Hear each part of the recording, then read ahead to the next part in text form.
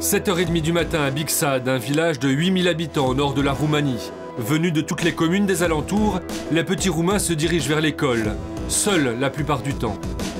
Voici l'école numéro 1, 400 élèves du CEP au collège.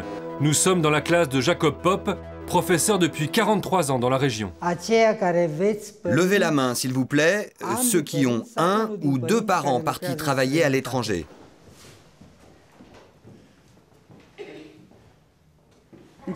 Et où sont vos parents? En France. Les miens sont en Italie. Mes parents sont en France. Dans toutes les classes, le même phénomène. La moitié des 400 élèves de l'école est concernée. On les appelle les euro-orphelins. On a même fait une étude là-dessus. On a travaillé pendant 4 ans pour recenser les enfants, pour savoir comment les aider. On s'occupe d'eux 4 heures par jour, on leur fait faire leurs devoirs bénévolement. Parce que personne ne peut les aider à la maison. Ils sont confiés aux grands-parents ou à des voisins qui sont en général illettrés. Ces enfants sont un sujet de préoccupation constante pour Jacob Pop et les autres professeurs. Chaque jour, ils doivent gérer les angoisses, les doutes de ces élèves particuliers. Daniel, tu m'as posé une question hier au sujet de ta mère. Est-ce que le visage de ma maman a changé? Est-ce que son visage a changé? Qu'est-ce que vous croyez? Non, bien sûr. Un visage oublié parce que les parents ne sont qu'une voix au téléphone. 14 h, fin des cours pour la journée, Anna Maria rentre chez elle. Bonjour maman. Oh, tu es revenue. Anna Maria vit seule avec sa grand-mère en fait. Ses parents habitent en France, elle ne les voit que pendant les vacances scolaires. T'es où? Je suis au travail, je vais d'un chantier à l'autre, tu sais. Oui, mais où? À Paris. La capitale? Super. Bon, papa te rappelle tout à l'heure avec l'ordinateur. Je t'aime. Moi aussi. Une vie par écran interposé. Comme des milliers d'autres, les parents de Cristina sont allés chercher un meilleur salaire hors de la Roumanie. C'est difficile, mais on n'a pas le choix. Il n'y a plus de travail ici. Quand j'étais jeune, il y avait des usines. Aujourd'hui, plus rien. On n'a vraiment pas eu le choix. C'est la seule façon de pouvoir vivre ici.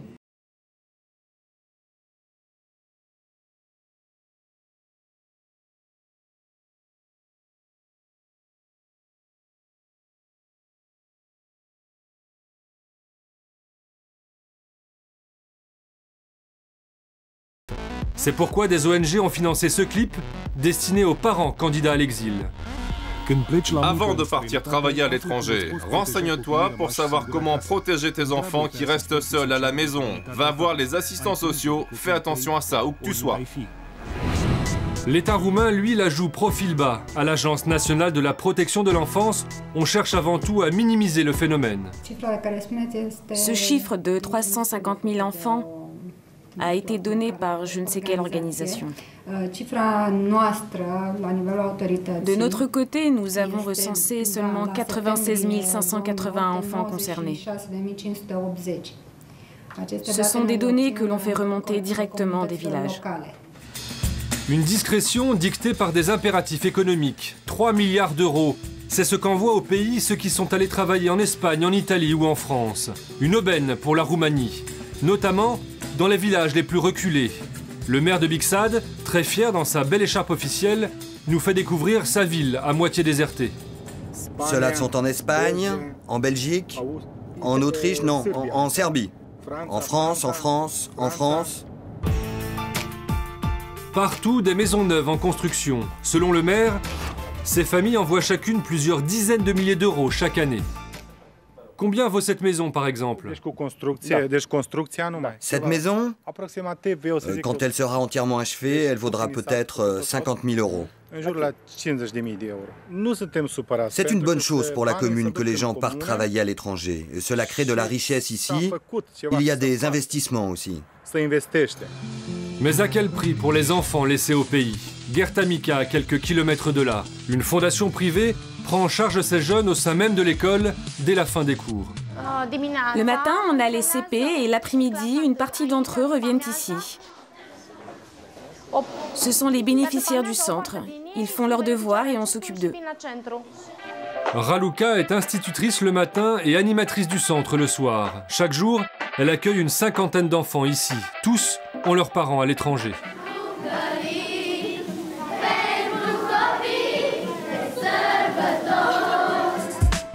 Les enfants préparent le spectacle de fin d'année, mais le cœur n'y est pas. C'est le dernier jour du centre, la mairie a coupé les fonds. Depuis des mois, Noémie Marton, la responsable de la fondation, essaye de rencontrer le maire. En vain. Aujourd'hui, elle décide de forcer la porte en profitant de notre présence. Bonjour, c'est la fondation. Je suis avec une équipe de Canal+, la télévision française. Coupez la caméra. Vous n'allez plus jamais donner d'argent pour le centre. Vous voyez bien l'état des routes? Oui, mais les enfants ont besoin aussi de cet argent. Ça va, je connais le sujet, je suis né ici. Et puis, il faut pas exagérer. Moi, je vais vous montrer une de ces familles qui gagnent des millions. Faut pas plaindre ces enfants-là. 1 heure de rencontre pour rien. Le pays se divise entre ceux qui sont partis et ceux qui sont restés, entre les familles éclatées et les autres. Il vous finançait et maintenant c'est fini. Il ne veut plus nous financer. Et l'État ne vous donne pas d'argent ? Non, non, non, non, non. C'est juste nous, les associations qui gérons ces problèmes. Au nom de la prospérité économique, la Roumanie est-elle en train de sacrifier toute une génération? Oui, répond l'Église orthodoxe. Le puissant clergé parle même de catastrophe nationale et condamne les parents qui laissent leurs enfants derrière eux. Beaucoup d'enfants font des bêtises, même les plus grands au lycée. Ils sont sur la mauvaise pente. La drogue, l'alcool. Dans les grandes villes comme dans les petits villages, il y a les mêmes problèmes. Quand un enfant est livré à lui-même, il est perdu.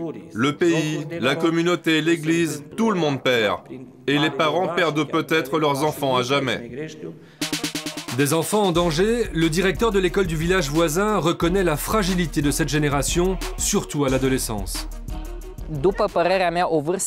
L'âge critique, c'est la période du lycée, à partir de 15 ans, quand les tentations sont les plus fortes, quand la nécessité de s'exprimer est la plus grande. S'ils arrivent à dépasser ce stade, alors ça ira. Mais tous n'arrivent pas à surmonter le problème, et certains de ces euro-orphelins partent à la dérive. Une association roumaine a rencontré dans une prison pour jeunes certains de ces adolescents qui ont basculé dans la délinquance. Beaucoup se disent avant tout victimes de l'exil de leurs parents. Ma mère est partie en 2003 en Italie et cette année-là, c'est la première fois que je suis allé en prison. Là, c'est ma 3e fois. Le phénomène roumain n'est pas unique en Europe. En Pologne, en Lituanie, il y a les mêmes euro-orphelins par dizaines de milliers. Et l'ouverture des frontières il y a 2 ans n'a fait qu'accélérer l'hémorragie. L'entrée dans l'Europe était sans doute à ce prix.